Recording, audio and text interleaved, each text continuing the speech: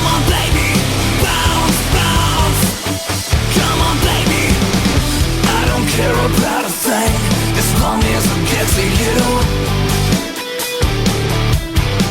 'Cause I like your back, that smack, and that is all that. Welcome back to the GSL Super Tournament, everyone.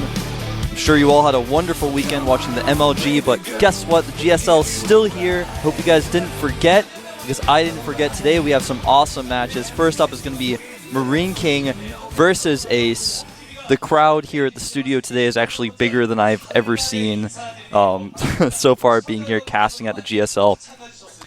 So thanks for tuning in, guys. I know it's a little strange again. I'm here by myself. I'm the lone wolf caster. I was making jokes earlier on the TL thread that I've got two imaginary casters, or two invisible casters, rather. The only problem is they can't speak.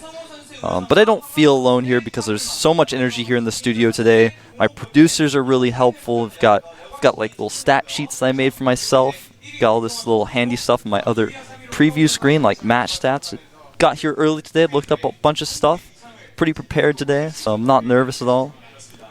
But today we're going to have another awesome game. Not only MarineKing versus AcE, but Lenok versus Clyde, the rematch of the century. Maybe not of the century, but it's a pretty important rematch today. Last time they played each other, Lenok took him out 2-0. See what happens this time. Clyde has been improving a little bit. He hasn't impressed me as much as he's impressed the other casting Archon, but he's pretty impressive, I have to say. Does a pretty good job, and he's on the team TSL, so he's got a lot of really good practice partners there. Practice with Fruit Dealer, for example. But that's not all we have today. We also have some pretty awesome games like Alicia versus Byun.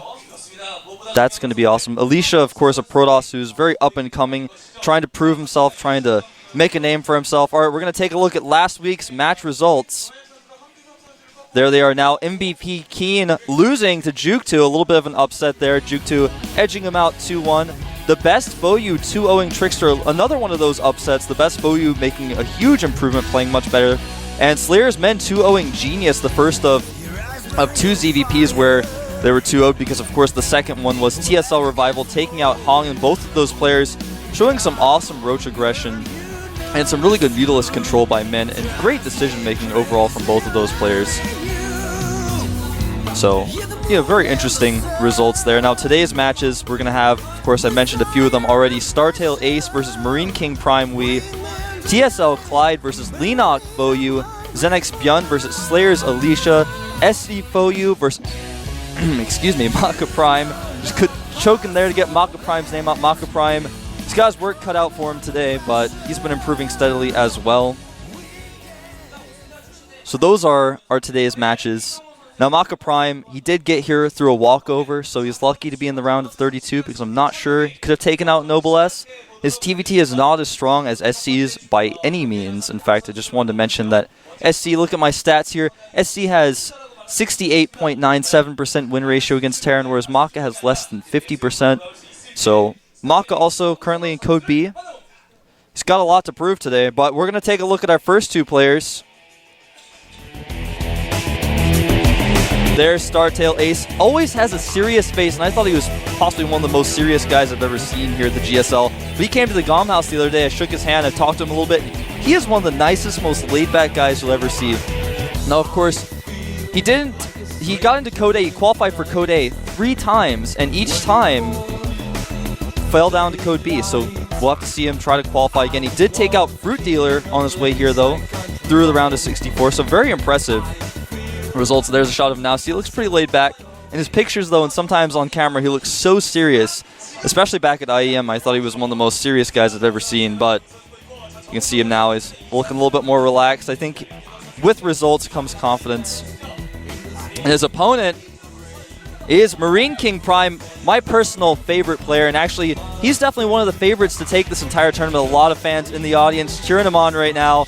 And I gotta say, he's got a pretty good shot of it. Now that MVP is out, I think MVP is one of his biggest roadblocks, and MVP was knocked out of the tournament already, so he's got a pretty good shot at it. His results, you can take a look at them, but I mean, what else is there to say? If you guys don't know his results by now, you should probably look those up. There he is, giving a little cheer to the crowd. He's definitely one of the nicest guys I've ever met. He's really funny as well, and just likes to make jokes all the time. There's a shot of our studio. You can see some of the crowd actually at the front of it today because there's so many people here. They're going to get packed in. See that little GSL logo in the middle? Before you know it, there's actually going to be, the crowd's going to be over there on all the way where that logo is. So here's a little bit more about these two players. As you can see, AcE's win rate versus Terran is decent, to say the least. But MarineKing has much better results and much better results overall. You can see he took out Squirtle.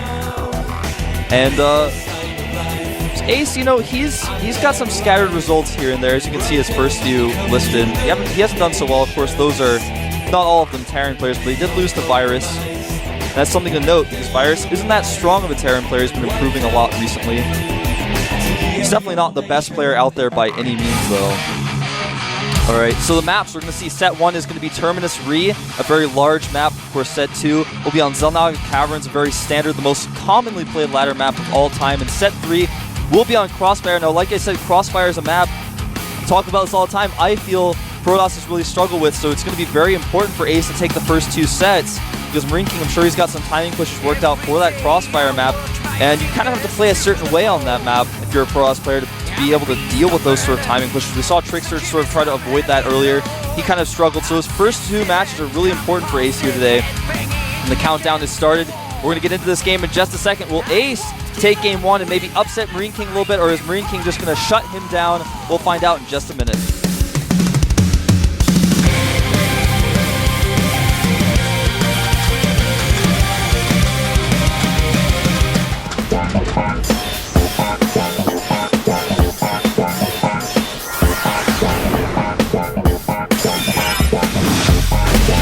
StarTale AcE versus MarineKing Prime Week.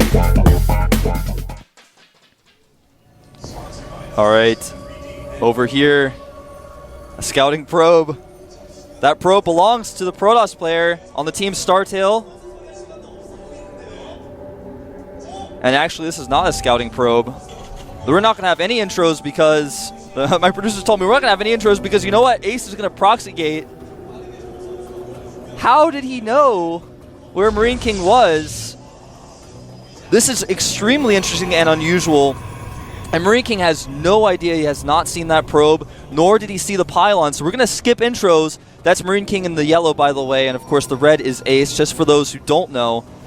Now, if he proxies 2 gates here, it's going to be very difficult for MarineKing to stop. He may choose to proxy just 1 because just 1, when it's that surprising, can be very effective.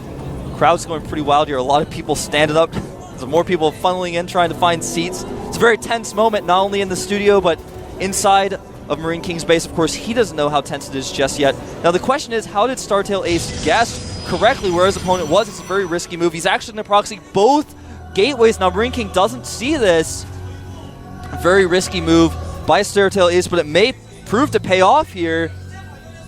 He's actually saving all of his Chrono Boost for those first Zealots. In fact, he's pooling minerals as well. He's going to Chrono Boost 2 Zealots out as soon as those gateways finish. He's actually cut probe production as well. You don't normally have to do that, but he is choosing to do that. Now he's going to Chrono Boost his first Zealot out. Wants to make sure he has enough minerals for those Zealots, but he has enough minerals to support more probes, so I'm really surprised he's not making those. I know you guys don't really have a shot of his main base. Now here comes the scouting SCV of MarineKing. Now the first Zealot's about to pop out. Oh, he may have been able to see that Chrono Boost, but I don't think he would have noticed unless he was looking at that particular location in his base. I think MarineKing has no idea. Now remember, guys, he's walled off, so it's going to be very difficult for him to get a bunker up in his mineral line to hold this off. And he's going to make a command, so he's going for a gasless expand. He is in so much trouble, he just doesn't even know, and AcE is going to wait with his first Zealot. He's going to wait until he has 3 Zealots, and they're going to go in there, and MarineKing is going to have no chance of holding. There's just no way he can get a bunker up in his mineral line. Absolutely no chance. He's going to start his second barracks now, and he has no idea. His scouting SCV hasn't even gotten to ACE's base yet, and AcE is going to wait even longer. No, here he goes now. Even bringing the probe, MarineKing is in so much trouble. He's going to have to micro those Marines like his life depended on it, because this game does depend on it. The Zealots are surrounded by those SCVs. Not the best micro from AcE. Could have targeted down those Marines earlier, but he's going to kill so many SCVs here. Now he needs to target down that bunker, because if the bunker finishes, MarineKing may have a chance of holding this, but I don't think so. He's losing so much here. Zealot going to target down that Marine. The Marine doesn't have any friends to run away and hide with, but the bunker is almost finished. It's going to make it significantly easier for him to hold this, but he's lost so many SCVs already. I don't think he can come back from this, but he is going to try. Mule does fall. Now, for worker counts for you guys, we've got 9 probes, 8 SCVs. AcE has gone completely on with this. He hasn't been transitioning back at home. He wants to end the game with these Zealots. No gas yet for AcE, and he's still not making any additional probes. And that actually may end up to be the death of him here, because it's not actually necessary to cut probes with this build, so I think maybe he hasn't practiced it that often, or he's doing some specific variation of it to get a few extra Zealots out, but I don't think that's really necessary against a player who has good micro like MarineKing. And I tell you what, folks, I think MarineKing is going to hold this, actually, with some beautiful micro, and AcE making a huge mistake, not making anything back at home. And I think this is going to be the end for AcE. He's losing his last Zealot now to these Marines, and I can't believe it. One more Zealot does come out, but there are so many Marines out for MarineKing now. Remember, he's the king of Marines. And that's going to be it for that Zealot. The pylon will fall, and AcE, I think, should have transitioned back at home, should have made a few more probes. He could have had Stalkers out by now, but no. He's trying to get those Zealots out desperately, but the pylon falls, and that is going to be it, ladies and gentlemen. GG!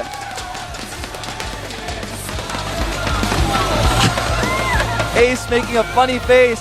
MarineKing giving the shrug, doing that little face that's become popular recently. I don't even know what the name of that face is. Drinking his Gatorade. He is pleased. AcE is not pleased with how his results went. And I gotta say, it was a great move by AcE to try that. Extremely risky. He found his opponent right away, saw the SCV building the depot just barely with the probe's vision. Was like, all right, I got lucky, I'm gonna do this. I think he was just gonna proxy his first gateway away if it didn't work out to be, you know, his opponent was there. So, I'm gonna talk about that game a little bit more, but I don't know if I have any time to do it. You may get a shot at me in a second. I'll tell you guys all about what I think about that game. Otherwise, we might be jumping right into the second game. Yeah, we are going to jump right into the second game, but I'm going to talk about that a little bit. He guessed correctly where his opponent was. Now, if he didn't guess correctly, he probably would have just built his first gateway there. Maybe a Cybernetic core is there as well, because you don't actually have to have your first gateway in your base. It's helpful, but it's not actually necessary. Extremely risky move by AcE. I think he thought he had that game won, because MarineKing always goes CC first now in TVP. Every single televised game he's done recently against Pros, he's gone Command Center first, so it was a beautiful move by AcE. His opponent walled off and everything, so it should have been an easy win, but he didn't transition back at home, but got a little bit overconfident. Now the countdown to the start of the map is Zalnaga Caverns. Is MarineKing going to take another easy win and close out the series, or is AcE going to come back and tie it up 1-1? Let's find out here on Zalnaga Caverns.